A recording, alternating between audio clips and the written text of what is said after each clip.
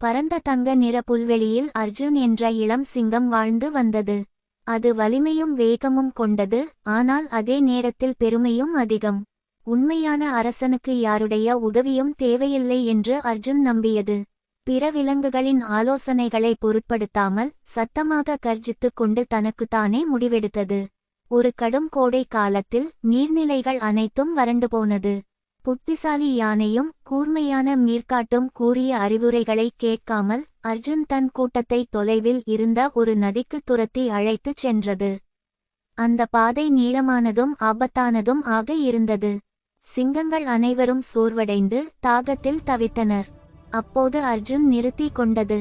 முதன்முறையாக அது மற்றவர்களின் வார்த்தைகளை கேட்டது.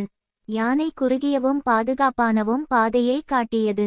நீர்க்காடு மறைந்திருந்த ஆபத்துகளை எச்சரித்தது. அனைவரும் ஒன்றாக செயல்பட்டு இறுதியில் தூய நீரை அடைந்து தங்கள் கூட்டத்தை காப்பாற்றினர்.